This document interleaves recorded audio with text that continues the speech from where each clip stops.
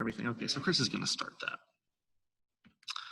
All right, and is any questions, Chris, that we need to? Nope. All right, well, we're going to keep going.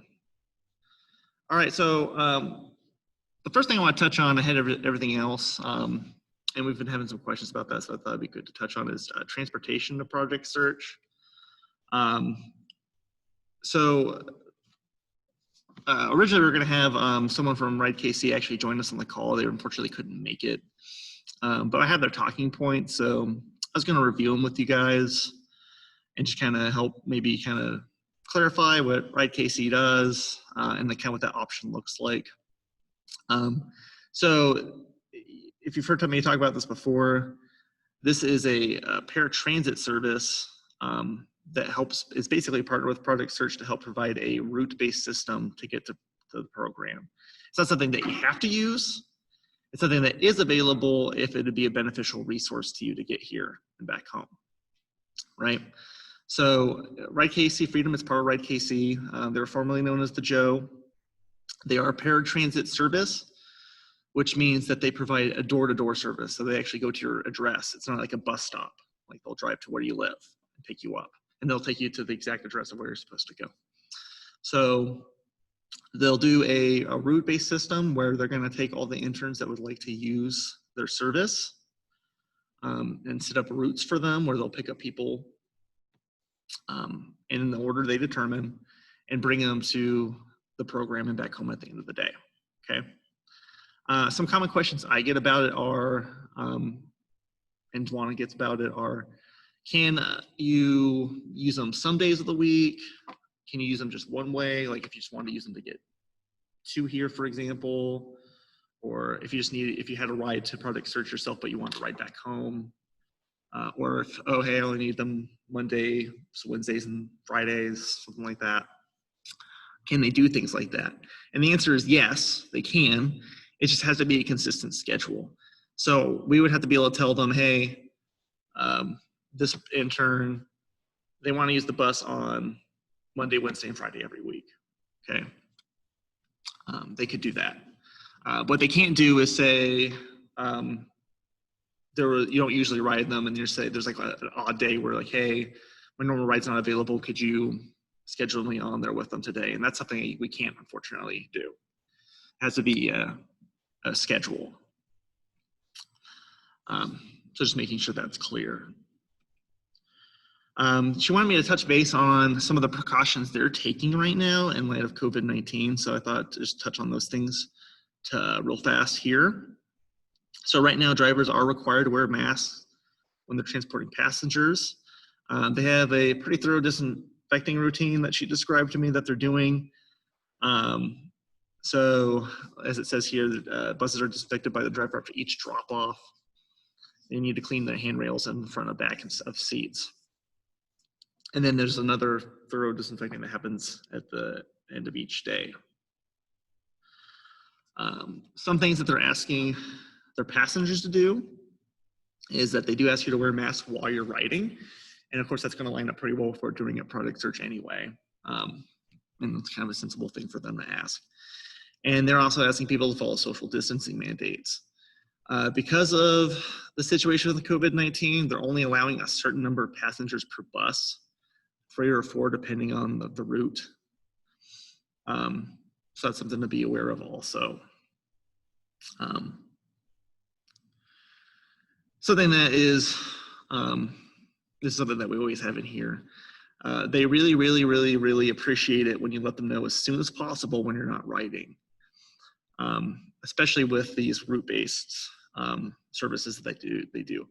And that's because the sooner they know, the sooner they can communicate to the driver, and then that there's no waits or delays for the other riders on the route. So if you're riding the route and you sleep in one day, for example, and you miss your bus, well, the driver's still going to come to your house, and they're going to wait there for a little while for you, and then that could affect other people who are also riding. So that's not something we really want to happen, because we're all late to work sometimes. We don't want that affecting other people as much as we can. Do things like that happen? Yes. But you can kind of see why they appreciate, as much as possible, just letting them know if you know you're not going to be riding, helps make things more efficient for them and everyone else that's on the route, right? Dwana did leave some numbers here, and these are things that we'll go over also with the interns as they start. But like I mentioned, I think a lot of our meetings, if you're planning on using Ride KC Freedom, we'll give them your name and information and let's let them know, hey, they're with Product Search and they're going to be doing this. And we'll kind of communicate with them with any, like, if there's any kind of specific scheduling that you're hoping to do. And then they set up the routes, but you're still responsible for communicating with them if you have to cancel a ride. And that's what those numbers are for. And then when we start, we make sure people have those things on their phone and everything. And it's good to take that down now, just to have that available. If you're late or sick and couldn't make it, you want to be able to call them. And then Dwana's actual numbers there. So what she wanted me to say is that if you have any questions about the system or how it works, you can call her, leave her a message. She's pretty good at getting back to people. I will say that mornings and late afternoons are pretty busy for her because she's helping with bus routes, but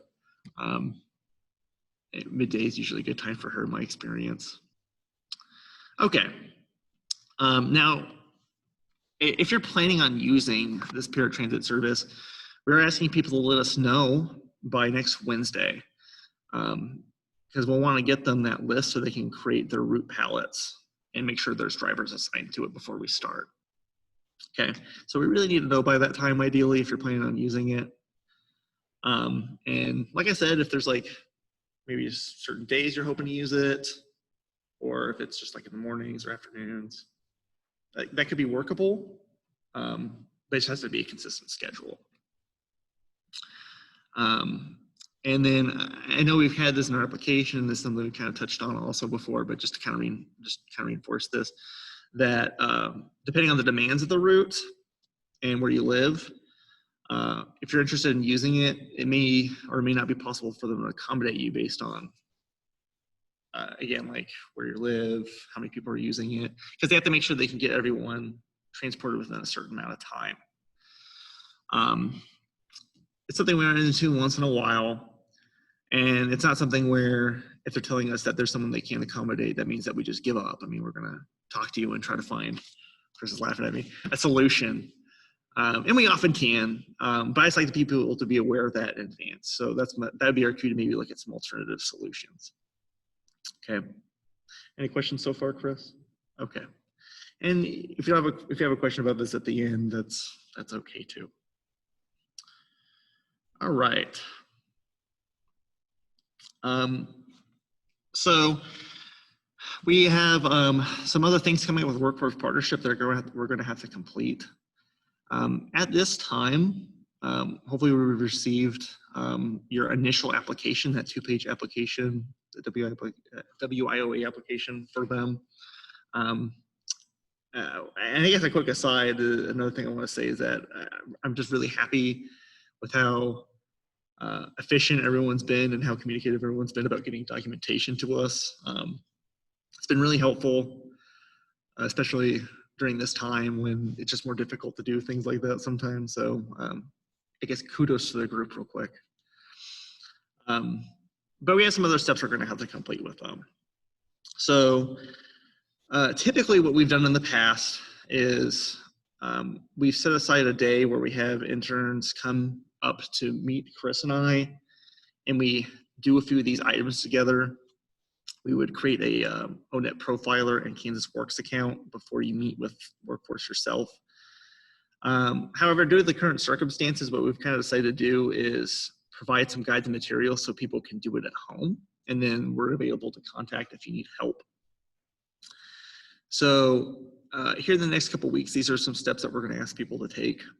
The first one is creating a Kansas Works account, and I'm actually probably going to jump out and show you these things. Part of creating the Kansas Works account is doing an ONET profiler. And you'll notice I have the websites listed here. And I'm gonna do something I don't normally like to do in presentations and back out of the presentation for a second. You know, I always say don't back out of a presentation when we're teaching presentation skills. Seemed unavoidable this time though, so I'm going to go ahead and do it. So this first website here listed is My Next Move. You guys can see this, right? Okay, great. So this is a website we're going to ask you to go to, and I'm going to have to move this a little bit. And as you're watching me, I'm going to go over some steps. Don't feel like you got to remember everything, because we're going to send you a guide with the steps in it. That'll tell you exactly what to do. But I just thought I'd just show you guys real quick. This is My Next Move. What we need you guys to do is go on here and create do an ONET profiler.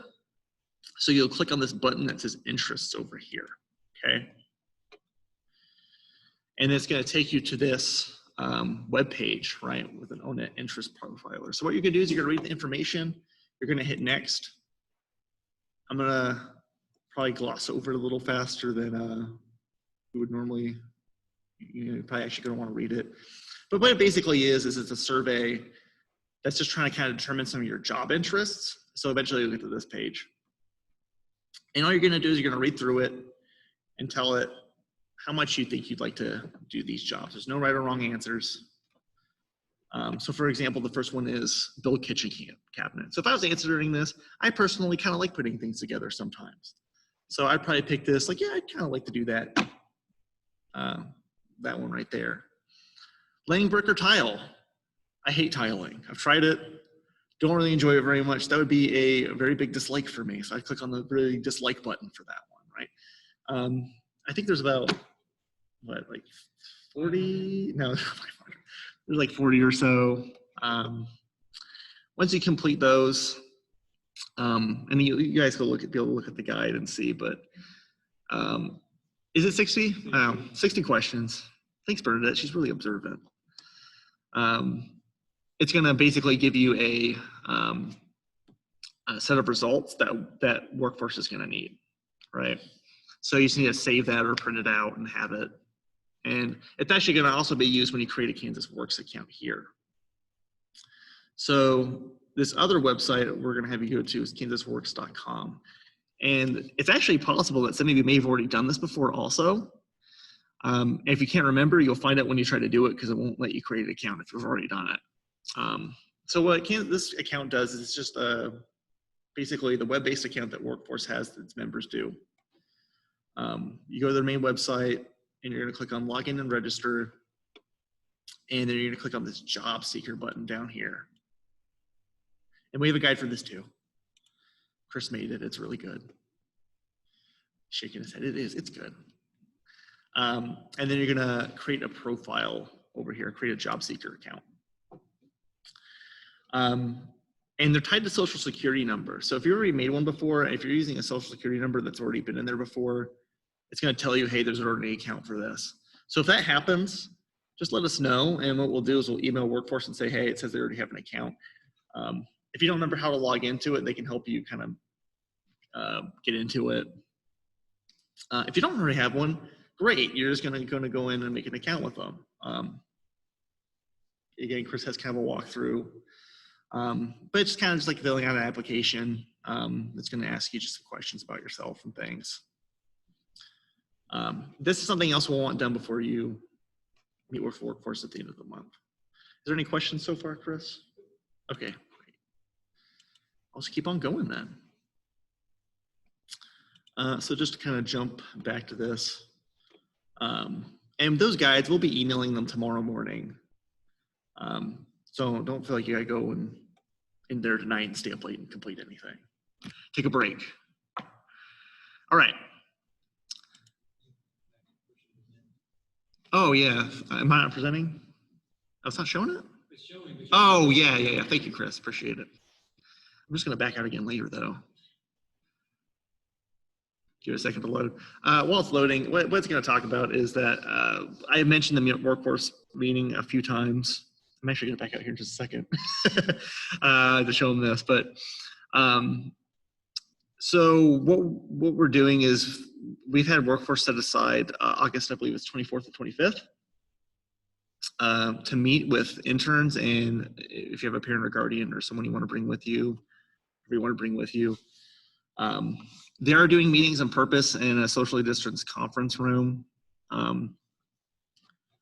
If you have concerns about meeting with them in person, let us know. But that's generally what they've still been doing. They've been meeting with people in person. And what we're going to have is we're going to have another form we send you through Google Forms. So you get this in your email. And it's going to look like this. And what it's going to do is it's pretty simple. It's just going to ask for your email address. That way Chris and I don't accidentally get this one from the same email address somehow. Your first and last name. So again, we just can't keep track of who's already answered. And then you're just going to pick at least three times that you think would work for you, okay? So let's say that you're more of a morning person, you prefer to do like an 8 o'clock or 9 o'clock meeting. Then you just pick 3 of those or more. If you're okay with any of the times, you don't really care, pick them all, that's fine, right? If these days aren't very good for you, if like something's going on those days, you're not going to shoot for us, that's just not going to work for us, we have something planned. Then let us know down here, and then we can try to set up a meeting at a different time for you with them. But we would appreciate getting as many people in these days as possible, because that's really efficient for them. So they can kind of get this all done in the same time frame. So that's something, guys, you'll also get through the email tomorrow morning, right? All right, let's jump back over. I did mention that you guys have probably, I sent out before that documentation guide that they need for these meetings that has a kind of list of things that they need to have at that to verify income and citizenship and things.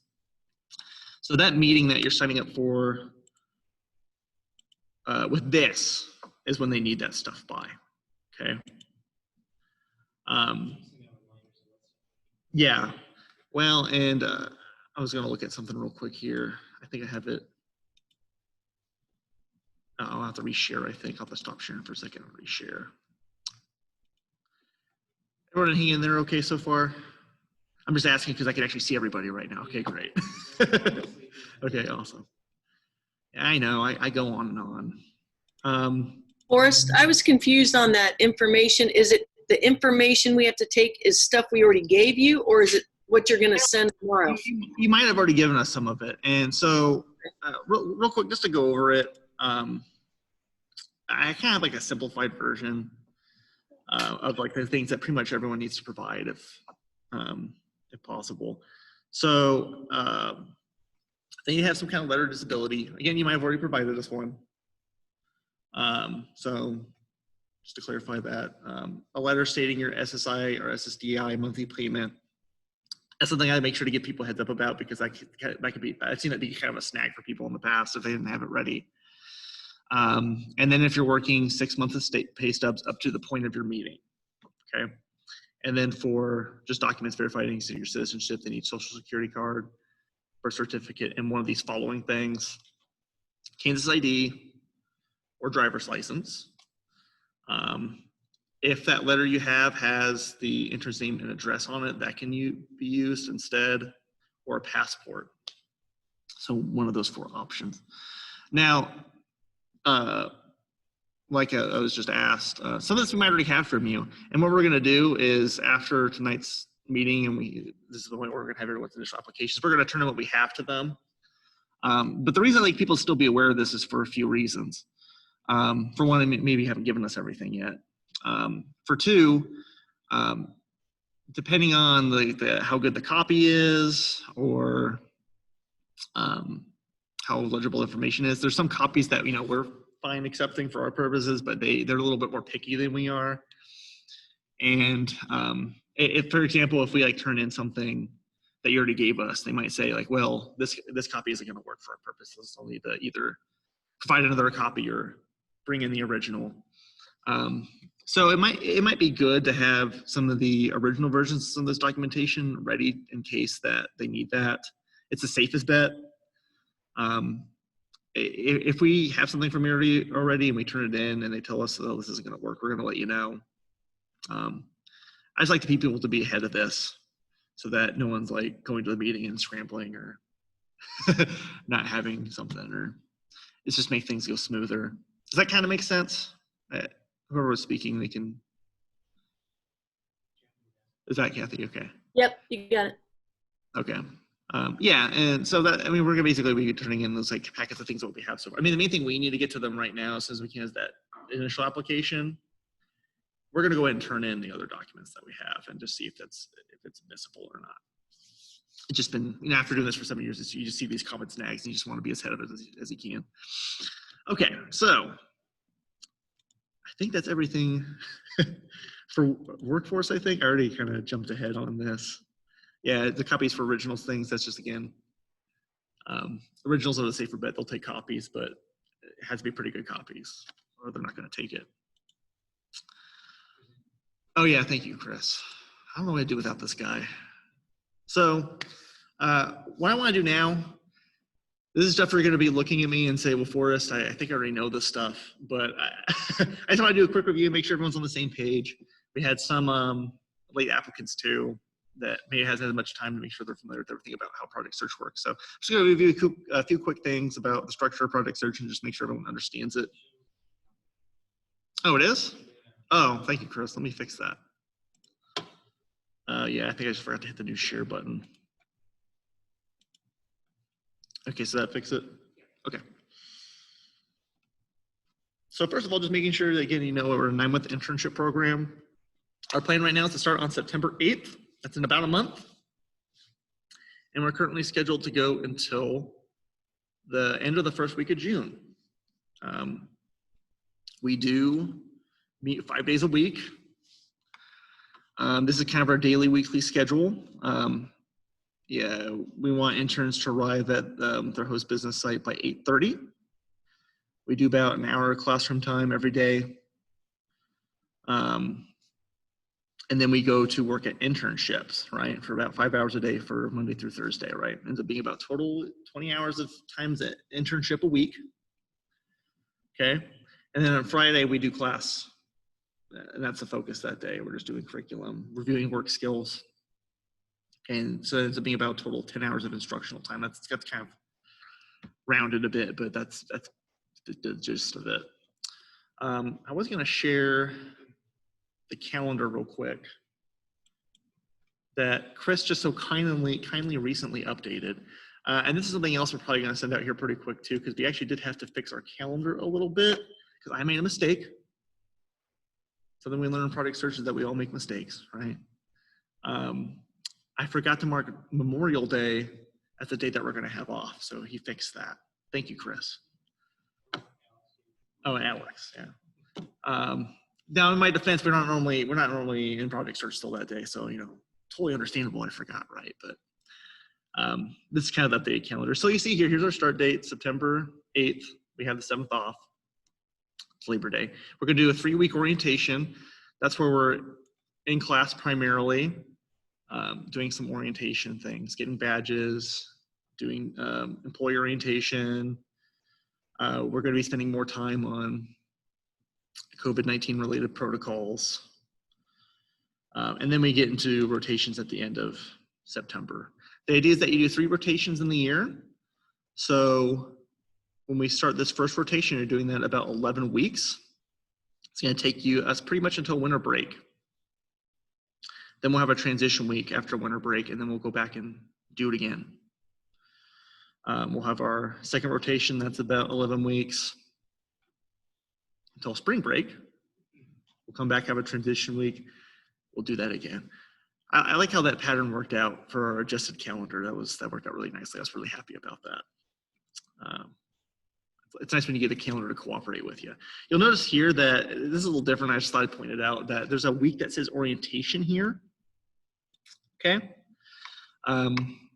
Why is that there, you might ask? There's a possibility that during second rotation that we might bring in some additional interns during that time if this situation allows. So that is a possibility, just a heads up about that. And I think that's everything about the calendar I wanted to touch on. Red days are days off. You'll see that we have a Thanksgiving and winter break.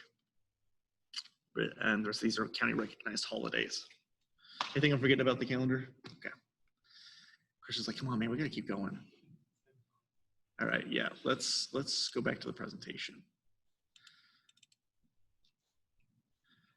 Oh yeah, host businesses and state rotations. So I want to give you guys a little but we'll again just kind of review our host businesses and then also kind of update on how rotations are looking. So at this point, you should know that you've been assigned to one of two host businesses as your primary host business site. So like I said, I'm the lead instructor of Johnson County Government. There's the Johnson County Government Administrative Building. If that's your class, that's where you're going for product search every day. Okay. And then our other host business is the Embassy Suites Hotel and Convention Center. Chris, who you'll be seeing in a bit, is the lead instructor of that site. That's where you'll be reporting every day if that's your host business. This is actually where we're at right now. And I guess real quick, just to touch on the internship state. So normally in Johnson County Government, we work with a lot of county departments. A few of them are still available that we'll still be doing internships with. However, some are not. Some are, since a lot of them are clerical, a lot of those places are still working from home. Normally with Project Search, we're asked to keep, especially in the first and second rotation, keep as close to our host business as we possibly can in terms of like using internships at our host business. We're going to have a little bit more leniency on that from them for first rotation this year, just to account for the fact of the impact of the pandemic. And I'm going to touch on that in a second. For the Embassy Suites, things are looking a little bit more typical. Most of rotations will look like we'll still be able to use. Not that they won't be looking at any outside rotations, but that's looking pretty good for them there. I did want to let you know that we'll be looking at some other places a little earlier than we normally would, just to give you guys a heads up about what you might be looking at doing. We haven't determined any internship placements yet, but some additional places that we've been talking with about having internships at are Olathe Health. They've shown a lot of interest in having interns. Cintas, that is, how do you classify it? Like they do like cleaning garments and things like that. They're a place that we're working with for additional rotations, and Hy-Vee. These are all places that still have a lot of demand for work during the current circumstances, and they're pretty eager still to be able to work with us. I know we have some people in the room that might have actually previously done work experiences at some of these places. If you've been with another program that we do at JCDS. Yeah. So if there's something that you've already done before, just know that more than likely, unless we felt like there's still significant skills to be learned there, that we probably look at having you do something else that we have available. But for many of you, these could be cool new experiences to have. I just want to give a quick update about that since it's kind of impacting our first rotation. So, all right. So this is the point where we're finally going to start looking at the Project Search Handbook, I think. So if you haven't already, try to have that up available to look at. The things we're going over in there, we kind of have in basically the order that they're in the handbook in. When we go to the part of the presentation, I'll show a page number for the page it's at.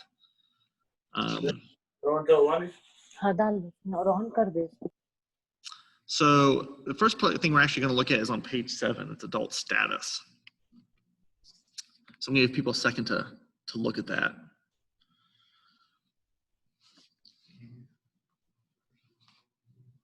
Oh, good. We're doing okay. Okay. So during Project Search, our goal is to help interns independently approach work. And independence is an important factor when it comes to being successful at work. Everyone's different, and we all need reasonable accommodations and support in our lives. What we want to be able to do is approach things as independently as possible. So as you go through these slides, you'll notice maybe occasional stylistic changes. We all kind of work together to put together this presentation, and so you'll see aspects of our personalities in it. This was Bernadette's. The boring ones were mine. They just look normal. So, I mean, it probably tells you something about me. And she found this cool quote about how it's not what you do for your children, but what you've taught them, right? It's kind of that give a fish versus teach a fish philosophy. And that's the thing we really value at Project Search, is finding those opportunities to teach people how to fish, I guess you could say. So for this year's interns, here's some things I really encourage you to do that aren't necessarily things you do at Project Search itself, but things that kind of help you be more independent, which tend to translate well to work, okay? And are things that you would expect a lot of your coworkers at your internships to be doing themselves also. And these are pretty straightforward examples, but I'll just go through them real quick. So for example, waking up in the morning, be thinking about how does your morning routine look? Are you pretty good at getting up yourself? How much help do you need? Is there ways you can improve on it, right? Making breakfast and packing lunch. How do you handle that? Is there ways you can improve on that? I mean, sometimes people get help with lunch when they bring it to work. Sometimes my wife packs me something. But you'll notice that a lot of the employees you'll work with, they bring their own lunches, right? So it's something to look at. Filling out paperwork. Again, nothing necessarily wrong with getting help filling out paperwork, but being engaged in it and involved in it and kind of knowing what's going on, right? Remembering things that you need to bring. Something we talk about a lot at Project Search is finding memory spots. So places that you're going to remember something, grab something from. For me, one of my memory spots is just inside my car. I know, like, if I leave it in my car, I'm not going to forget it, right? So finding things, or what I do with my lunch actually is I'll hang it on my doorknob. Before I started doing that, I forget my lunch all the time.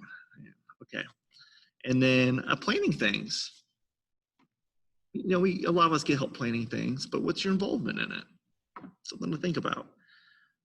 Doing things even like doing laundry, chores around the house. How much are you engaged in that? It's just things to think about. Often your willingness to engage in things at home translates to your willingness to engage in things at work. Calling into work. I mean, that was especially important to me. When we're doing Project Search, and we're learning that independence with this about calling into work. I want to make sure people are prepared to contact their supervisors if they're going to be late or can't come in or something's going on. So if you're learning and you have one of your folks call me and say, hey, this person's not going to be in today. Great, I know. I'd still like to hear it from you if I could, right? And as we go through the year, we like to make sure we're doing that. Because that's what we're going to need to do when we're working, more than likely.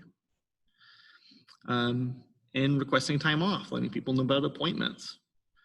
How aware are you of when your appointments are? Are you keeping track of that? Do you help keep track of it?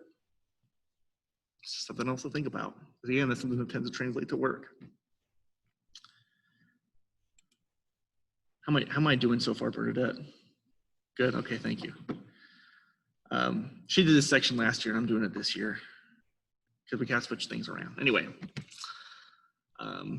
So this is kind of a message to the parents we have in the room, like, what's your goal? Like, how independent do you want your loved ones to be? And then we have the same message to the interns. What are your goals? How independent do you want to be? This is a good time while you're here to get in the habit of doing more of these things so you're more prepared. That's what Project Search is all about, is preparation. And we want to encourage people to achieve those goals as much as we can.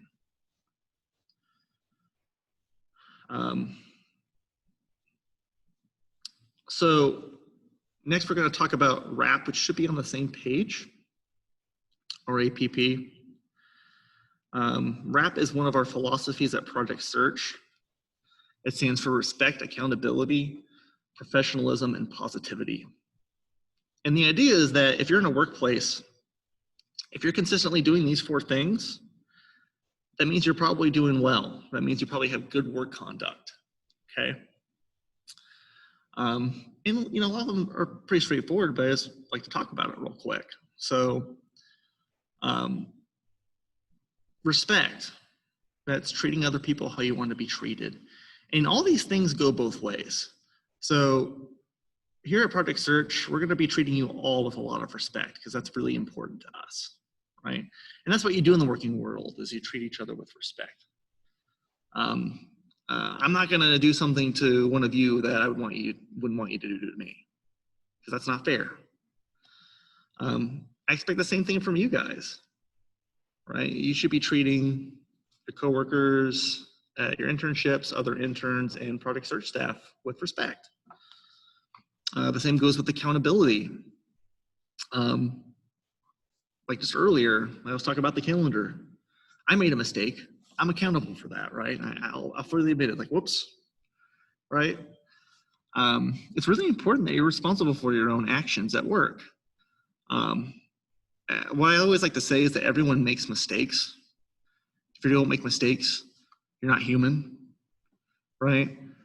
It's how you handle the mistakes that matters.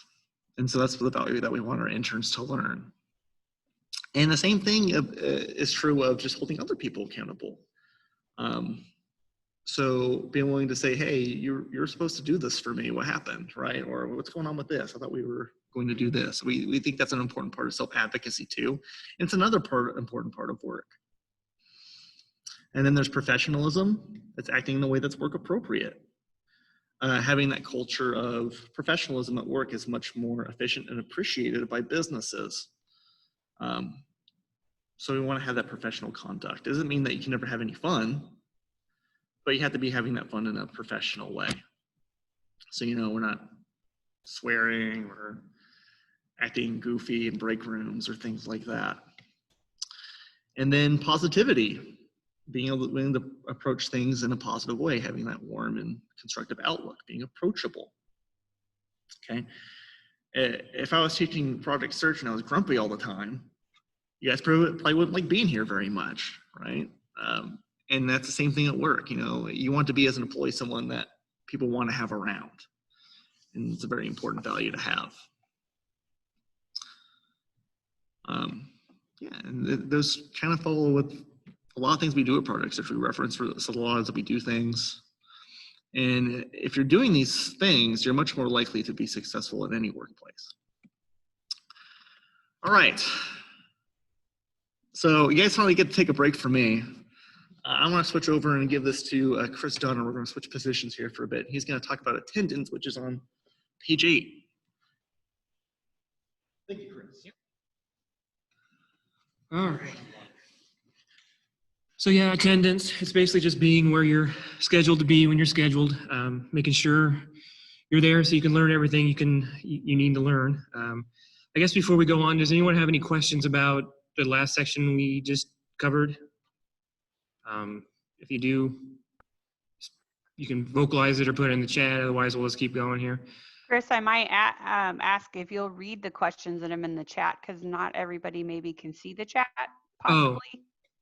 Yeah, do you want to at least read the ones that are to everyone about I think there's one about, yeah, there was one about transition week and there was one about lunch or like microwaves and fridges.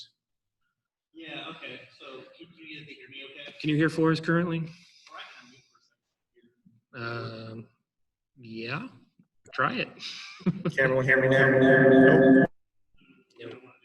Well, basically the questions, I think I kind of remember them. There was a question about transition week and what we kind of do there. That's where we kind of reset from the first rotation into the second rotation. We'll have interviews. We'll have talking about what you want to try for the next rotation, those kind of things. Just a really quick week of training, trying to get everyone back to their second rotation. And then the other question was about fridges and microwaves. And yes, both sites have microwaves and fridges for use. Last year, sometimes the interns would bring money and they would purchase a lunch at either the Sunflower Cafe at the admin building or the J Bar at the embassy. That can be pretty expensive, so we don't recommend you doing that all the time, but if that's something you want to do. And the Sunflower may not be back next year, so that could be an issue as well. So that's kind of really the only questions, I think, right? Yeah, just to emphasize that, normally at the County admin building, I'm glad someone asked, we have a cafe that's located located there. Mhm. However, they're still closed for the time being, and we're not certain when they'll reopen. So if you're going to talk to county government, it'd be really wise to plan on bringing lunches for the time being, as there's not really another good close convenient spot right now. Yeah. I mean, there's vending machines, but Yeah. it's not really And then an everyday solution that you want to do. first rotation, we like to try and keep everyone on the host business. And so second rotation or third rotation, maybe you'll be off site. And so there may not be those lunch options then. So you'll definitely want to bring your own lunch at that time. So, all right. So attendance, yeah, basically just making sure you're there. There's a little joke I have here, you know, I'm missing some work lately. And you say, no, I wouldn't say I've been missing it. Yeah, these are a little more of my personality, I suppose. So you're expected to be, you know, at Project Search on time every day, 8:30. Interns are expected to have business-led mindset by prioritizing being prepared to work. So just because you're there at 8:30 in the building doesn't mean you're necessarily ready to work. So we want you to be ready to work, have your coffee, have all your stuff put away in the classroom by 8:30. So that's how we usually, so we're ready to start right at 8:30. So with the calling and canceling your transportation, Forrest kind of touched on that with the ride Casey. If you're using that, they'd like to get as much possible notice as much possible notice as you can give them. So you call your transportation, then you'll have you call your internship supervisor, and then the last we ask that you call someone for Project Search. We ask that you do those other two things because we'll be asking you if you did those things, and if not, we'll be like, hey, you need to do that. So we are the last ones you call. So doctor's appointments, you know, hopefully you'll have at least some notice that you can request for time off. We do kind of would like to have maintain a 95% or higher attendance. That's maybe a little different this year because we are adding some additional COVID-related absences. But we do ask that you for things that you know are coming up, we ask that you give at least 1 to 2 weeks, preferably 2 weeks, this time to get you in the same habit of a lot of businesses will ask for 2 weeks notice for things that you know are coming up. If you know you have an appointment later this month, you know, go ahead and ask for it. So you're not just like the day before saying, oh, I'm not going to be in tomorrow. You know, it's different if you're sick or something like that, but we just want you to give as much notice as possible for things that you already know. I mean, vacation wise, you know, sometimes if you take vacations, that's something too, but we need to work on that. Like I said, we do keep track of your attendance. If you're starting to get kind of close to that 95%, we will sit, you know, we'll talk about you and to see how we can get you to maintain coming to class and work on time. So here's the things that we're talking about to see if you're sick or not, because it can be a question. Sick, you're vomiting, you have a fever, you have some diarrhea, or some doctor's orders saying, hey, you can't come to work. Especially with COVID, we really want you to be sure that you're not coming to work if you're sick. From past experiences, we've seen people that say they're sick by saying, oh, no, there's a new video came out, so I'm sick, I'm not coming in. Or they stayed up too late the night before. These are not good excuses not to come to work. This is not how you use your sick time. A runny nose or like allergy type things, you know, make the best you can. If you're not having a fever, if you don't have COVID-related symptoms, we ask that you try and come in. But we might be a little more lenient on that with the pandemic right now. A friend or relative is in town. Hopefully they gave you some advance notice and you were able to ask for it off. If not, you know, maybe you can see them after work. Missing your breakfast, that's not an excuse not to come into work. We want to, you know, we do have lockers here, and so if you do want to bring snacks or something, just in case you do forget your lunch or your breakfast at some time, you'll have some food. We have headache, but then we threw in there, obviously migraines are different than headaches, but often confused as the same. So if you have migraines, yes, that is something you can stay home for. Headaches, not so much. All right, so yeah, then here's some more COVID-19 considerations. Due to COVID-19, heightened awareness of your illness. We're asking that you're really keeping track of how you're feeling at home. I know at Embassy, we will be taking temperatures. We won't be recording temperatures. We're just checking when you get here to make sure, because that's Embassy's policy. I still kind of unsure about what we're going to be doing at the admin building. Something similar, I think, but because the Johnson County government policy is if you feel sick, don't come in. We want to make sure that we're reducing any sort of chances of spreading COVID or any other kind of diseases, because there's, still flu things, there's still other things that can be coming around. So just be hypersensitive of that, and we'll work with you on attendance and that kind of stuff. There will be some additional COVID-19 stuff that we'll talk about, but that's basically just how it's going to relate to your sick time and stuff. Okay, so you've determined from that you are actually sick, not just wanting to play a video game. So now what do? You've got these steps. I kind of mentioned it a little bit earlier. You call your transportation, giving them as much notice as possible. When you call them, we want to make sure you're just canceling your ride and not the whole route.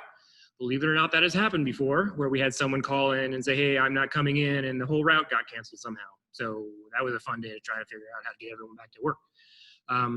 Both ways, usually if you're sick, in the morning, you're not going to be coming in later.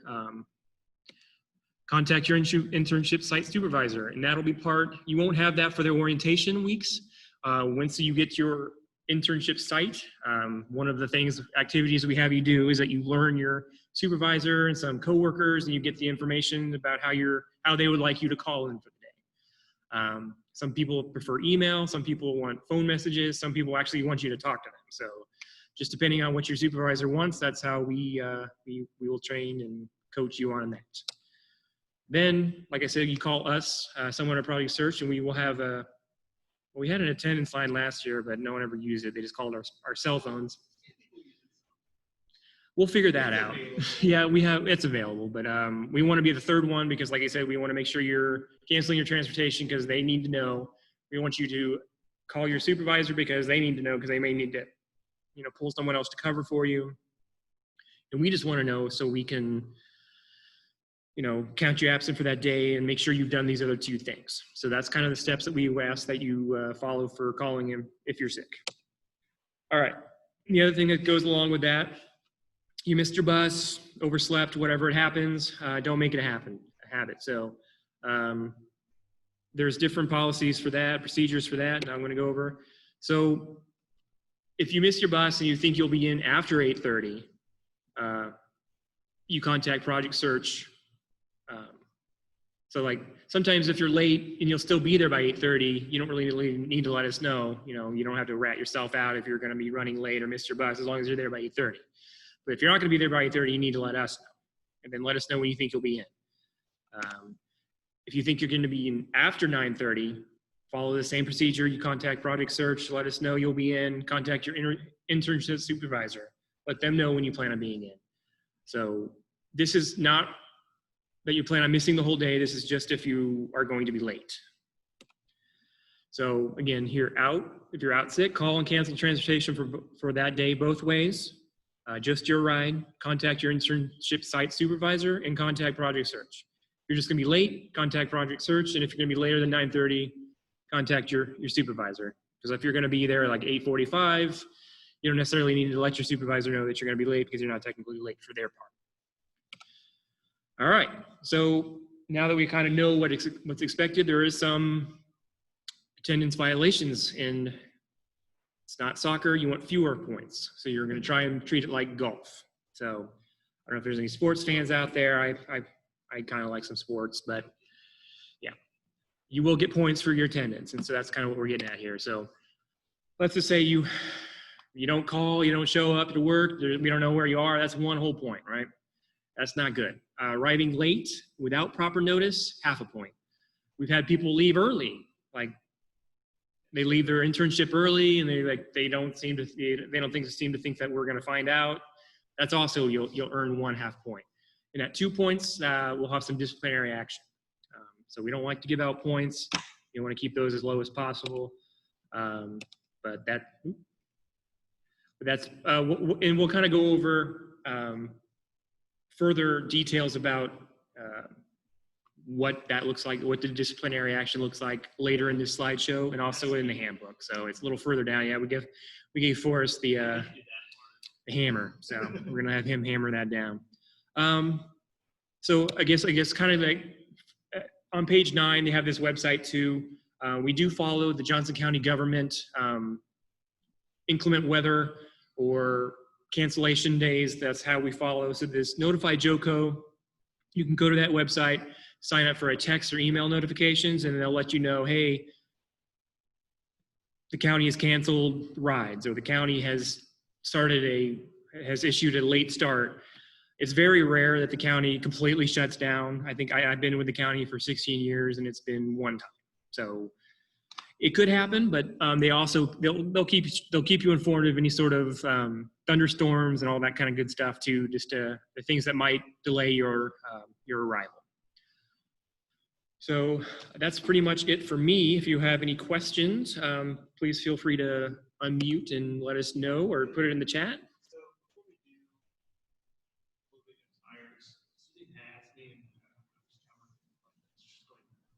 Hello?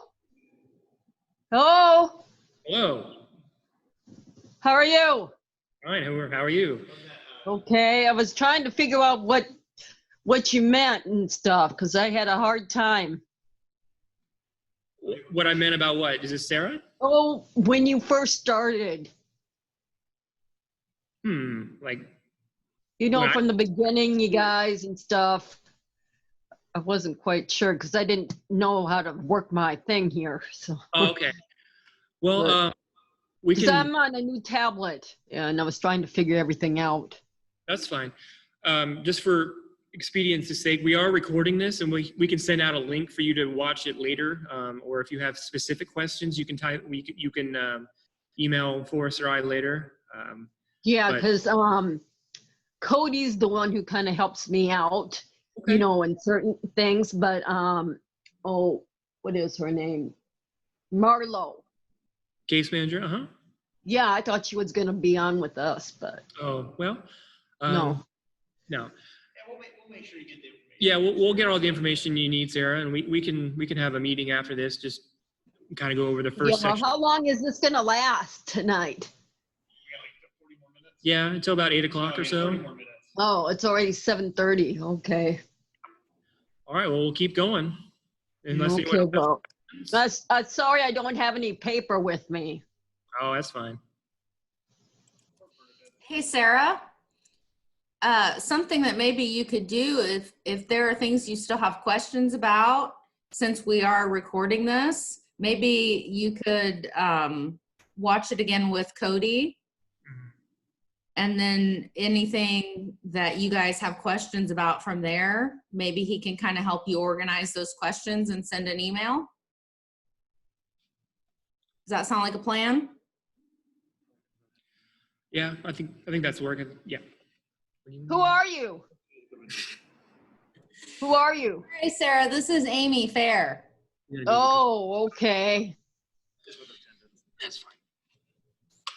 We're gonna- Here, I'll turn my video on. I was being Oh, now I can see you. Okay. Yes, I had my video off because I was being sneaky, Sarah, and I was eating my dinner. So I didn't want you guys to watch me do that. Oh. But here I am. So, Sarah, if it's okay, I do want to, I told Suzanne I would go over the COVID-19 addendum a little sooner. So I want to go ahead and, since we're talking about attendance, it seems like it's a good time. We kind of mentioned. I have a hard, are you there? Are you there? Yeah, we're here. Oh, okay. I'm not quite used to those masks. I can only wear them for a certain amount of time. Those masks. Yeah, so, I mean, this might be a good time just to kind of go over it. We can kind of talk about how things are going to look for COVID-19. Yeah, I've seen everybody, you know, it's just like when I run out the door, I kind of forget, you know. Well, I mean, it's something that we're going to have to kind of adjust to and learn. I always write notes. Well, that's good. This might be a good thing to take some notes about. I always write notes. And if it's okay, Sarah, we're going to go ahead and mute you for now so that just to make sure people can hear me. Okay. And we'll make sure that we connect with you and that you're kind of on the same page about everything. Do you guys see this? Okay, great. I'll just go ahead and go over this real quick. I mentioned in a lot of our meetings that we're going to have an additional document just regarding some policies with COVID-19. I wanted to review them real fast, and if there's any questions, we can answer them, and Suzanne's here to help answer questions as well. But this is something else we're going to ask people to look at and sign. We're going to be sending this tomorrow morning also. And a lot of that stuff you'd expect, but I just kind of want to review what we're going to be asking people to commit to regarding COVID-19 while they're in product search. So this first thing is just asking you to make sure that you're monitoring your own symptoms. Let me change the view on this. There we go. And letting us know that if you have signs of an infection of some sort, often, you're not gonna be able to get tested right away. So universal precautions are just gonna be the standard. So oftentimes those situations we're probably gonna have to ask you to stay home until we can verify what's going on. So just being aware that that could be a possibility. Physical distancing standards. Physical distancing, it's referring to the same thing that social distancing does. It's kind of a newer term for it. But yeah, it's the idea that you're staying a certain distance apart from each other. That's in our handbook also. A common piece of advice is 2 arms lengths, right? So if you want to be further than you can touch each other's fingertips from.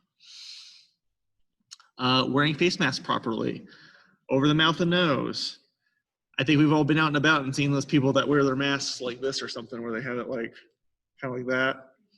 We don't want to do this. It has to be over. And then making sure you're wearing clean masks. So we want to be wearing ones that we didn't wear the previous day, or if we are, they're washed, or we're using a clean disposable mask or something like that. Making sure we're following good hand washing standards. We have to be committed to doing that. So washing your hands with soap and water for at least 20 seconds. As often as we ask you to. What we kind of envision is before you start class, finding an opportunity to wash your hands, and then after class, before you go to your internship, washing your hands, and then before you start lunch and after lunch. And there might be additional times during work that you might need to wash your hands also. So good at washing your hands a good amount each day. It's just something we need to make sure we're doing. And then sorry, I'm skipping ahead. Health inquiries. So we could envision maybe need to do wellness surveys or taking temperatures in the morning just to make sure that we're, to as reasonable extent as we can, reducing the amount of exposure that other people might get. And then if you feel like you've been in contact with a confirmed, someone who has a confirmed case of COVID-19, we need to know. It would be a situation where we'd have to have you complete a quarantine period. What we wouldn't want you to do is come to class after that, and then we've all been exposed potentially. So that's something we want to avoid. We have to take situations like that seriously. And then just kind of having a general understanding that because of the nature of the pandemic, that circumstances are constantly changing. We've basically been spending the summer over here wrangling with it with what we're going to do with product search. So things could change more. I hope that at this point things just improve, but it's possible that things might not. There might be other stay-at-home orders or something like that might happen. So adjusting to the circumstances and doing what we can to still participate.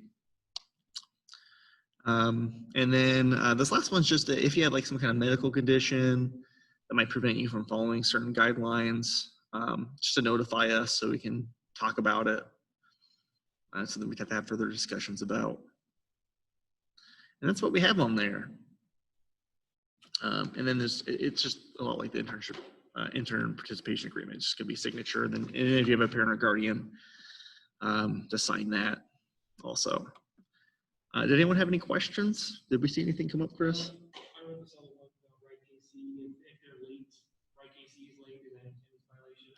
No.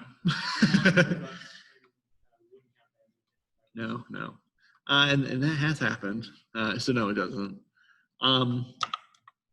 Anything about this? Or if Suzanne, you had anything you wanted to add? Yeah, I'll just add a little bit. We thoroughly, we've discussed this quite thorough regarding the COVID-19, the approach making sure that we have enough space to work with that 6 feet, and then the masks. And we've talked to many people to make sure that we're following the criteria. And then if in the event someone has to quarantine because they were exposed to a positive, or if there's a positive, I want you to know that we, myself and Forrest or Chris and Amy, and then also the nurse with JCDS and the director and the deputy and several layers, we all do a Zoom call right away. And we talk about, okay, what do we know?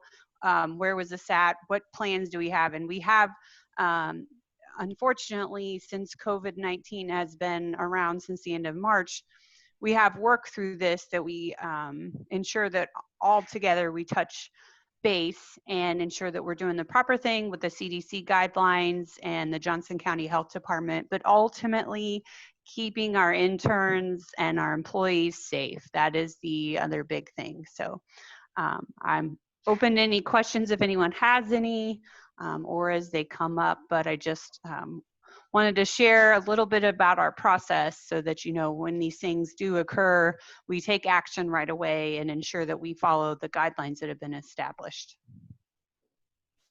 Thanks. Appreciate it, Suzanne. Yeah, now for product search, obviously we've been off during the summer, but as a department, we've definitely kind of we've kind of found a process where we've been able to respond accordingly when needed. So appreciate that comment. There's a question about limit to sick and vacation days. There's no real limit. When we do accrue sick and vacation days, about 2 hours every 2 weeks. Yeah, it's similar. It's similar to what you'd expect in a business that uses an accrual system. So generally, someone accrues a day of vacation and sick per month, and then we also have interns start with some floating holidays. And the idea is that the reason we like using that is because if you're kind of seeing your accrual versus how much time you're taking off, because it's a good way to kind of tell like how your attendance is. Like, are you taking too many days off? Or sometimes by the end of the year, we have people with a lot of accrued time, and we say, well, maybe you should take a day off. Just kind of learning, because the taking time off is kind of one of those unappreciated soft skills of just kind of having that sense of, it's probably okay for me to take a day off right now. It probably won't disrupt things versus taking days off when it might be inappropriate to, or never taking days off. Keeping an eye on the 95% attendance rate. Yeah. So. Yeah. I mean, just like in a real employment, it's a case by case basis. I mean, every situation, you look at it as a situation. But we like having that place as just kind of a general reference point. And I think with that, is there any other questions? We're going to move on to Bernadette here. She's going to talk about dress code. Back to the presentation. Take it away, Bernadette.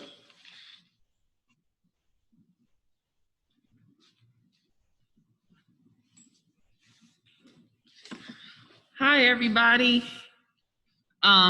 Masks are a part of our new dress code. So, you'll have to wear a mask to class every day and things like that when you start working.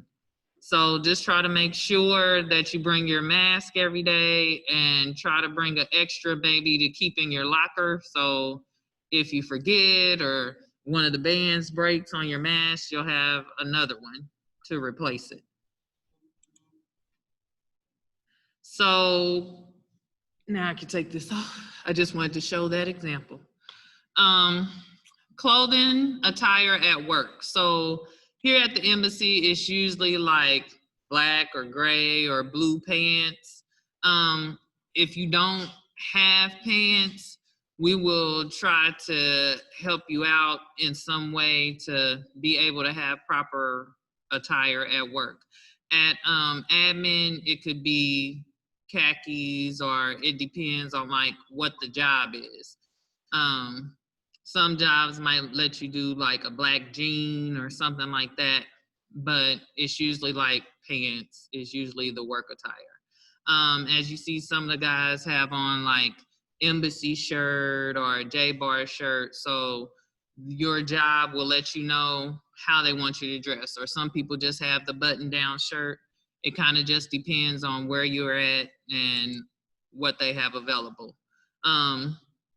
Different jobs might have you, if you're working in a dining area or in a kitchen, they might have you wearing a smock or something like that. Or like here, this is our breakfast area. So they're just wearing like a polo shirt and pants, stuff like that. You know, she is dressed very neatly in the picture. She has a belt on. She has her shirt tucked in so that if she has to bend down, then her shirt isn't coming up and her pants aren't gonna go down and you'll see way too much. Then like the gentleman over here in the jeans, this is like a Friday. So jeans, usually on Fridays, we'll say you can wear jeans with a shirt or something like that, unless we're doing interviews and then you'll have to wear interview attire. In the picture next to that, this is a gentleman at his office rotation. So he's wearing his pants and his button down, he's got his badge on, and he's making a call. Then, like I said, some of the jobs, they have a uniform already pre-planned for you, so you can wear things up under that, and then you'll have to put. You're not sharing the right part. Yeah, you're still sharing this thing. Okay. Yeah, sorry about I that. was trying to move fast for us. You're okay. New share. That's my fault. I thought I switched to that. I'm sorry, guys. Where I'm going? There. This one, yeah. I might have to go and open it. Double click on it. Okay, then it should be good. So just click over here. Where's it going away? I'll click on the share button maybe. There we go. Did that work? Yeah. Okay, so do I need to go back? Yeah, you might just click. Okay. How far back? All the way? Fantastic. Okay. So this is like this is the embassy. So like I said, the gentleman has on gray pants or black pants. That's kind of like the uniform here. This one of the gentlemen was working at the front desk, so he has on a button-down shirt and a blazer. Some of the other guys were either in the kitchen or janitorial kind of stuff, banquets. So that's why they all have on a different kind of shirt, but basically it's like a button down or a polo or something like that. At admin building, you can wear like khakis or other things like that. It kind of just depends on the job. Some jobs will let you wear like black jeans or dark blue jeans, but we try to keep it at pants because it's just easier across the board. Because somebody might get mixed up and wear jeans when they're supposed to wear pants. So pants are usually the easiest way to go. Some of the other jobs will have like, you might be working in a kitchen or setting up for people for lunch or something like that. So they'll have a smock or something like that for you. We try to make sure you kind of wear a belt or tuck your shirt in so that if you have to bend down, you're not showing people too much of your backside. These gentlemen in these pictures, like they have on jeans. So on Fridays, usually if we're not doing interview skills or something like that, you can wear jeans and then like a polo shirt or something like that. In the picture next to it, this is a gentleman at an office job. So he has on his khakis, he's got his badge on, he's got his polo shirt on, and that's just the requirements of his job. It was casual dress. Then some jobs you can wear things underneath and then you just have to put like a smock on, or sometimes in the picture next to it, you have to wear like a blouse or something. So it just depends on the nature of the job as to what you will be wearing. But when you first come, we usually try to go with pants and like a polo. It's the same thing with these. It just depends on what kind of job you're doing. These two people in the next picture were working in the kitchen. So she had on a nice top and some pants. He had on a black top and some black pants. We also have interview days. So interview days, you can dress a little different. If you're not really into dresses and you're a girl and you want to wear just a blouse and some pants, that's fine. Or if you want to wear a dress, that's fine. For gentlemen, not everybody likes ties, so you can just wear a button-down shirt. We just want you to look nice for your interview so people remember you. Then, like, some jobs all have some type of uniform at our job site. So just make sure you try to be all in uniform. And then jeans versus pants. We have had some difficulty in the past explaining to people what are jeans and what are pants because of this new skinny jean kind of phenomenon that has come. And they seem to think, well, it's pink, it's green, so it's not blue jeans. Well, they still are jeans. They're just a pink and green jean. And as you see from the pictures below, if you're wearing pink and green and red, you're gonna kind of stick out. We're gonna be able to tell that you're wearing jeans. So sometimes we have taken people home for wearing jeans when by that time we feel like they should know that they're not supposed to be wearing jeans. So what we kind of advise is to try to bring an extra pair of clothes when you start. That would be a pair of pants. So that way, if you run into that problem, we don't have to either send you home or something like that. Because when we send you home, usually you have to figure out how to get back. So just to avoid that, just like bringing an extra mask, just try to bring extra clothes. That also helps if there's a problem with any kind of incontinence or if we have food that day and it ends up on you or something like that. So just try to do those things. Lastly, hygiene. So like we just talked about, at work, we need to try to look the best that we can, but we also need to have good hygiene.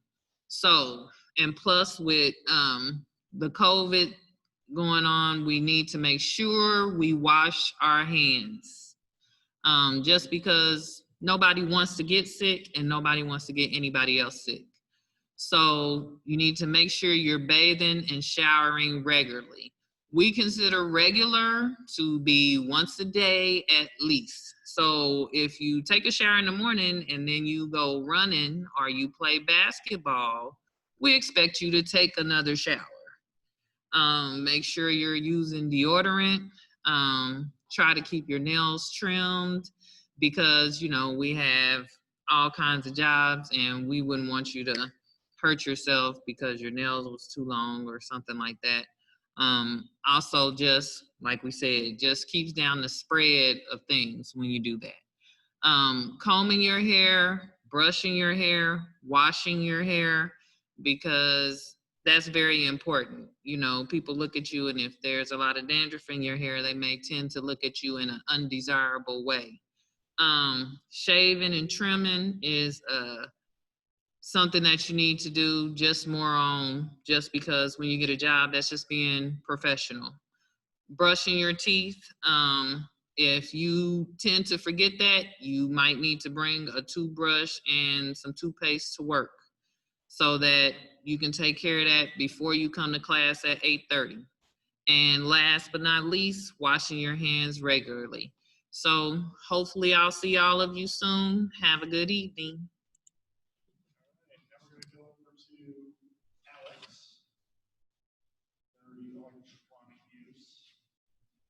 Hello, everybody. I'm Alex, for people who don't know me. I'm one of the skill sharers at Embassy Suites. If you're following along, make sure that you're on page 12 through 13. If you're in your PDF or if you printed it off through a printer or something. So electronics. When is it appropriate to use electronics during project search? One of the biggest things about project search that can be a change is that, again, we're a training program and we're not a school, we're not a after school program, we're not an 18 through 21 program. So it's really important to treat project search as if maybe you're in a college class. So whenever you think about college classes, you think about okay, if we're here and it's in session, then we probably shouldn't use our phones. We should probably have our other portable devices out. So when you think about project search, think about this is kind of like a college class. And that's going to kind of help you get through maybe, utilizing some,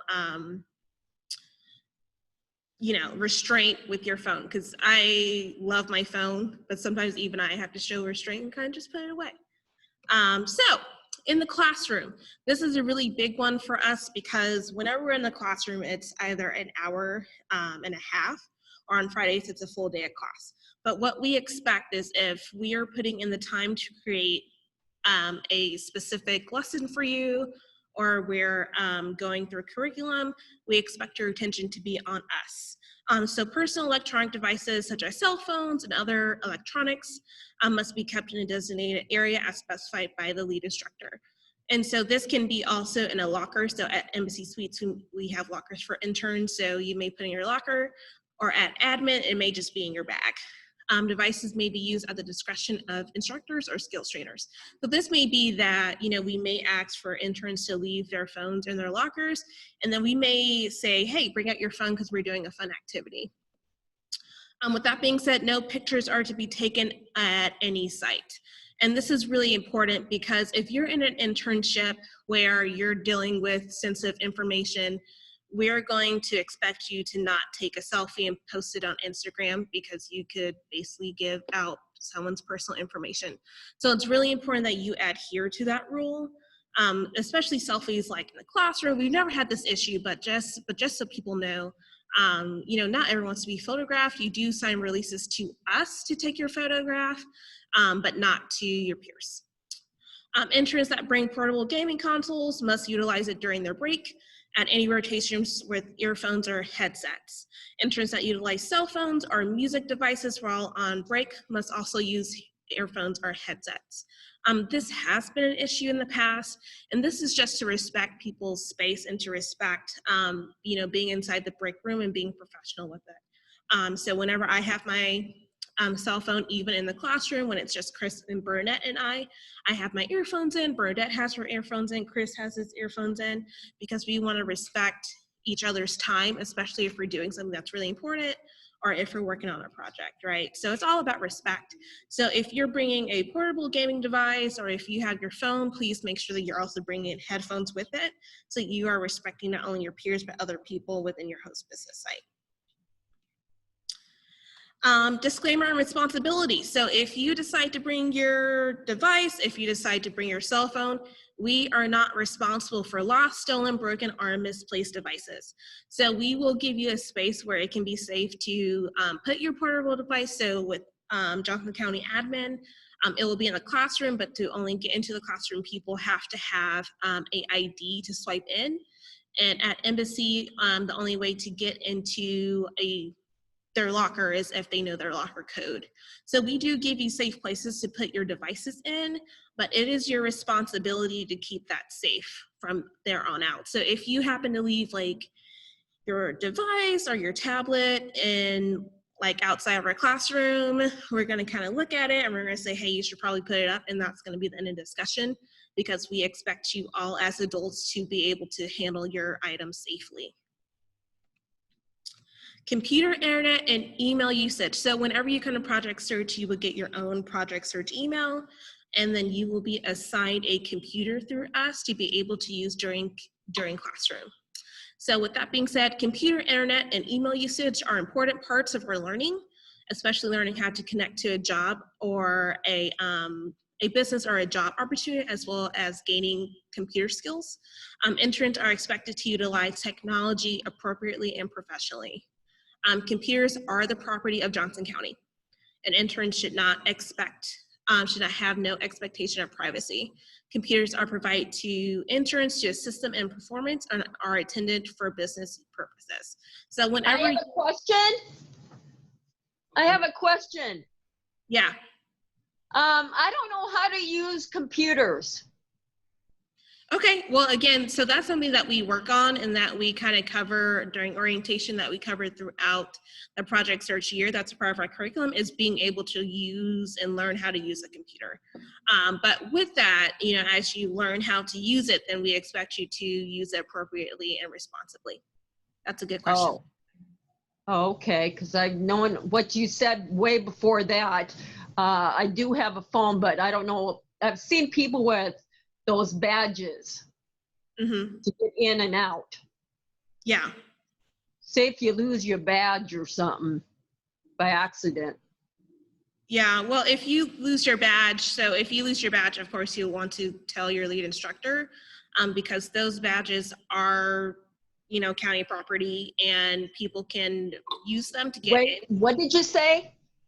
in. Those badges are kind of like county property. Oh, county property. Okay, Yep. I got you. So if you happen to lose your badge, and this is an important part too, you would want to talk with your lead instructor about getting a new one so that old badge can be deactivated. But that's something that got you. I got you. It's like your phone. You call in for your phone to be deactivated so nobody else uses it. Yep, that's basically how it is. Okay, and I know how to, I did have some jobs earlier, and I know how to dress properly. Awesome. That's a great skill. I know how to do that and stuff, so I've known what to do and what not to do. For sure. Well, you know, we're going to kind of continue on kind of talking about the computer, internet, and email usage, okay? Okay, Project Search has the right to monitor any and all aspects of its computer system without notice. So this is going to be really important. Again, just like how I said that the computers are county property, because it's being used for Project Search, it's also our responsibility to have the maintenance, to make sure that they're being used properly and being put away properly. So not only do you have to be responsible with it, we also have to be responsible with it. So don't expect any privacy with computers.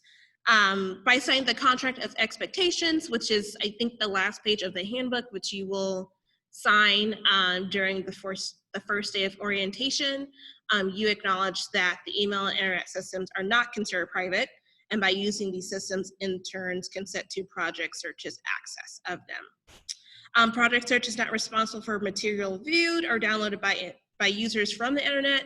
Interns that encounter offensive, sexually explicit, and inappropriate material are expected to disconnect from the site or let us know, and we'll try and figure out the problem. Unprofessional or inappropriate use of computer, internet, and emails may result in disciplinary action measures, which can be actually found on a different page of this handbook. But basically, you can face disciplinary action if we can't follow those rules. Anyone have any questions so far? No? Okay, cell phone usage. So again, like I said, I love my cell phone. My cell phone is like if I had a child, my cell phone would be my child because I love it. But with that being said, there's also, you know, times where it's appropriate to use a cell phone, and then there's times where it's not appropriate to use a cell phone.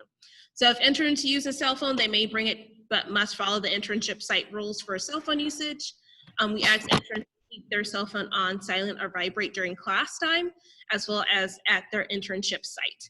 If their cell phone becomes a distraction, interns may be subjected to disciplinary action. So this again goes back to classroom and just being at your internship. So, you know, just like how we take time to create these lessons and to, you know, think about how we can gear our curriculum to support interns, we expect that time to be used as if you're in a college class. So cell phones need to be put on silent, or they need to be in lockers. If you're expecting a call, please just let your lead instructor know. And of course, we will excuse you. But kind of rushing out of the classroom without word and taking a call is not super appropriate, right? Because that can also cause a distraction to your peers, which really isn't super respectful. In the same way, at your internship site, right? It's really important to think of your internship site as a job opportunity. So you're not really employed, but you are interning there. So treat it as if you are on 110%.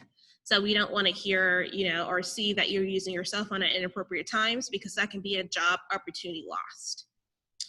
It is important that each intern is able to keep track of time. Due to our policy, interns will need to discuss with their lead instructor on being able to utilize your cellular device to keep for timekeeping practices. On the same note, interns should utilize a watch to keep track of time. So if you don't happen to have a watch and you do use your cell phone to kind of keep track on time, maybe have a small alarm, please just let your lead instructor know. Of course, we'll work with interns about that. But overall, your cell phone should be put up during your internship time and during classroom, unless we explicitly say that we need to use it. All right. Cool. Thanks, Alex. Okay. So we are past our scheduled time. I do apologize for that, everybody. We're getting pretty close to the end. So like Chris said in the chat, that is a recording of this. If you had to leave, we understand. But if you can stay, it'd probably be beneficial. So use your judgment. I'm going to go over just actions next. What was that? Are you there? Yeah, absolutely. By the way, so is this being recorded so I can watch? How can I watch this thing tomorrow if I do? We're going to host it privately on YouTube and send a link to people. Oh, okay, sure. Yeah, it should be pretty simple. Okay, because I'll let him know. I'll let him know tomorrow. Sounds good. I'm going to go ahead and take Sarah. Yeah. So I'm going to try to go a little quickly, although I don't want to totally gloss over this because it is important. So at Project Search, we follow a model very similar to what a lot of businesses use. And like we talked about in intake meetings, we follow the policies and procedures of our host businesses and internships. So, we adhere to that, and we expect our interns to adhere to that. It is a learning process, and we want to be respectful of people's learning process as they're learning to follow these expectations. But we also need to take these expectations seriously as well. Like it says here, the corrective action process is supposed to be constructive. So the idea is that's to help you learn. And that's true in and outside of Project Search. That's the general idea behind when businesses usually have a corrective action process, is that it's supposed to be constructive and help you improve. And that's definitely the philosophy for Johnson County government. And we'll not say the Embassy Suites doesn't, but that's kind of where we get that philosophy from, is we're following Johnson County government's model on that. So here's the kind of different levels of action that we would take. Level 1 is a verbal warning. So if someone were to break a policy, a verbal warning is simply just, hey, just kind of verbally telling you, like, hey, this happened. It's not something we should have done. We need you to avoid doing that in the future, right? Pretty basic. Level 2 is a written warning or corrective action plan. Some examples of that would be a counseling form or a performance improvement plan. So that's just kind of like a more formal in writing documentation of what happened, just kind of us planning together about how to fix it. Sometimes getting more direct guidance about something can be helpful. So like in a performance improvement plan, for example, we kind of work together to kind of decide, like, okay, well, why is this happening? What are some ideas for how we can fix it? What can we do to help support you in fixing it? A counseling form, I guess to just make a quick distinction, performance improvement plan, that's generally something we would use if someone was just struggling with an aspect of the job. It's not that they're not trying to do well, it's that there's some kind of barrier they're running into with like doing the job correctly. A counseling form, those are generally in response to a behaviorally based problem where someone's choosing to act in a certain way when they shouldn't, like taking extra breaks or deliberately doing something at the job the wrong way. And that's where we kind of want to just have that discussion and counsel them about it. Level 3 is a final written warning or corrective action plan. So that usually implies that typically we would do this when we've already done one before and we need to do it again to reinforce it. Although it is possible that for a more severe issue that we might start with that. And I'll kind of talk about that in a second too. For a suspension, so if again, it's something we've readdressed several times, or if it's something particularly severe, then it might be a suspension where we ask you to stay out of the program for a period of time. And then level 5 is where we ask you to leave, which doesn't happen very often, fortunately, but it is possible. If there's someone who, just like at a job, doesn't seem to be engaged in being constructive with solving the problem, then it's not realistic to keep them in project search or in a job. So that's why that's there. Definitely not our favorite thing to do. And we definitely do everything we can to avoid that, just like an employer generally would. So like I was saying, the level of action taken depends on a variety of factors. One thing we look at is if we've had to do things with you before. And this can be directly related to what it was about or indirectly related. So let's say we've talked to you before about taking extra breaks. Like we've been told or we've seen you leaving, you're not working when you're supposed to be, doing things when you're supposed to still be working. If it's the first time we've talked to you about it, more than likely it's going to be just a stage 1 thing, like a verbal warning or performance improvement plan, something like that. If it's been several times, then it might be a more serious action. If maybe something new comes up and we've had to do several actions with you before, maybe we feel like we just need to kind of do a bigger general action. Also, the severity of the concern. You'll hear employers kind of refer to this as a dripping pipe versus a burst pipe, right? So if you have a dripping pipe, it's kind of like a little thing that keeps happening over and over again. And at first it's not a big deal, but the more it drips, the bigger a problem it is, right? So actually I have an example here. Like if you took a pin home one day on accident, you're not supposed to take work property home, but that can happen on accident, or maybe you just do it one time, incidental, probably won't be a big deal. That'd be one drip. But if you're doing it over and over again, then it's a bigger problem, right? A burst pipe would be something more serious, like stealing a large amount of money or property or hurting somebody. That'd be something where it wouldn't be appropriate just to do a verbal warning. It's too serious to just do that, if that makes sense. I do like to emphasize just the slow drip problems, because we don't see the big things very often, fortunately. But just having worked in employment for a long time, oftentimes the things that end up getting people let go from a job aren't those big problems, although it does happen. It's a collection of small things that have been continually happening that as employment coaches, we might not even be aware of all the time. And what we want to do in project search is help improve as many of those things as possible, so that when we're working, that's less likely to happen. Because it's very unfortunate when someone finds a job that's a good fit for them, and a collection of small things happening prevents them from continuing that job. That's the worst thing. So we don't want that to happen. And that's why we take those things seriously. And then also, depending on the internship, the action we take might be different. There's some things that are more severe at one place than another place, like such as dress code concerns, for example. Bernadette's been a while talking about that. One internship we commonly have is a Sunflower Cafe. They're more lenient in their dress code. So if you had a dress code violation there once, we shouldn't do that, but it's not as big a deal. But we have some places, like Sunflower Health Plan, that have very strict dress codes that might be more serious at if there's things happening. So that's a consideration as well. All right, we already talked about this, fortunately, so I'm not going to touch on that again. I did want to touch base on the possibility of remote learning.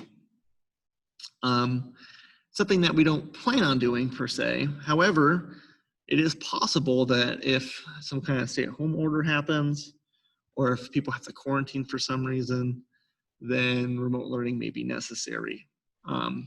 Now, at Project Search, we have a lot of different people in a lot of different situations regarding their access and ability to use technology, and we know that. So what we're going to be doing is we're going to be sending a survey to kind of assess people's kind of different situations, so it can be identify who might need additional assistance or help. That's something else we'll be sending out tomorrow. And it's just something we ask you to reply to, just kind of give us basically a brief overview. Let's ask some prompting questions to kind of find out like what kind of technology you have, what's your ability to use it, what kind of support do you have, just in case the possibility comes up that we would need to do remote learning. Should that happen, our kind of basic plan is that we would still maintain our 8:30 to 9:30 class time via Zoom. And then we'll provide supplemental assignments from that classroom period to kind of replace in this internship time. And kind of go from there. On Fridays, we might hold a morning and afternoon session, although we haven't fully decided on that yet, honestly. But we just want to make sure that we're maintaining a good level of engagement even in these situations. And we've had more time to prepare for it than we did in the spring when we encountered it, fortunately. So just kind of being ahead of that. I'm moving kind of fast. Any questions? Hate moving fast, but kind of got to. So before we leave you today, I kind of have a final to-do list review here. Again, I feel like every time we meet with you guys, we're throwing you a bunch of stuff. But so here's what we're kind of looking at getting done by the end of the month. So for workforce, we already have the initial applications. So we'll need you guys to do that ONET profiler. We'll be providing a guide for that. Kansas Works account, provide a guide for that. And then do that sign-up survey so we can get you a meeting time. Once we have everyone's meeting time, so we'll kind of they'll help us kind of schedule, and we'll let you know what time slot we're doing for you. And then just kind of make sure those documentations, the documentation's ready. And like I said before, if you already provided us stuff and we turn it in and we hear back that something's not admissible, we'll let you know too. Right, Casey Freedom. Well, the main thing we need is just letting us know if you plan on using it or not by next Wednesday. Okay. And then we'll be sending out that COVID-19 addendum that we'll need signed and sent back to us. That's something I can pretty easily do by DocuSign. So if you prefer to do it by DocuSign, let me know. I don't know. You there? I don't know about the ride KC yet because he and I still have to figure that thing out. That's okay, Sarah. I mean, we still have a week. Well, yeah, well, still, I'm not quite yet used to this, but we'll figure it out, right? Yeah, and if you'd like, I can contact you tomorrow, Sarah, and we can. Yeah, that would be great. Thanks. Yeah, that's not a problem. All right, and then the handbook acknowledgement page. So at the end of your handbook, there's just a page that just acknowledges that you've read through the handbook. So take sometime in the near future, read through the handbook, make sure you're familiar, and then sign that page and just send us a copy of it. And that's something else I can pretty easily send by DocuSign if you'd prefer. So just let me know. It's pretty simple to set those. There's a quick signature thing up. All right, and I think that is the end. Thank you guys for sticking it out. Is there any final questions? I know people are probably tired of listening to me by now. We getting anything in, Chris? There's a question about. And we have Joe over here raising his hand, but. This had a question about this stuff that they document, this stuff they submitted, if they don't hear back, then they just assume it's all good. Yep. Okay. I just want to. Yep. Send an email out saying they're all good. I mean, we'll probably be doing some kind of update with people regardless, but yeah, yeah, if we're not telling you something's wrong, then that means it's probably right. Joe, I think we're caught up. Oh, okay, sure. Yeah, emails are fine. Anything else, Chris? Whew. All right, guys. Well, I wish we had more time. Usually we have interns kind of introduce themselves, but we're kind of short on time. I might set up something separate for people. Yeah. Are the lockers have built-in locks, or can we bring our own?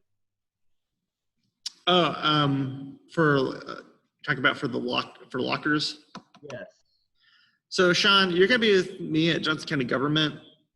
We don't have lockers because we have a secure space.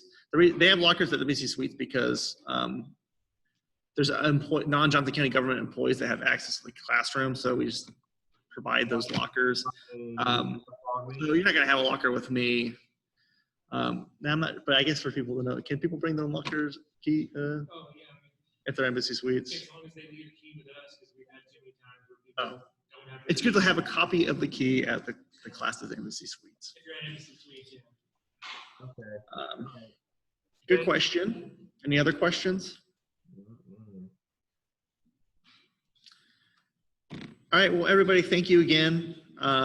If you have questions that you prefer to ask us directly via phone or email, please do. Again, thank you guys for sticking it out and all your patience and understanding. And we're really excited to start working with all you guys this year. And I think it's going to be an interesting journey, and we're excited to be able to do it with you guys. So we'll be in touch. Thanks again, and have a good night. Thank you, Forrest. Everyone else out here is waving by. Thank you. Have a good night, everybody. Okay. That was good. I think it was good. Some of that stuff you already know, huh? It's not letting me end this, Chris. It keeps going, and maybe if I hit Alt Q. There we go.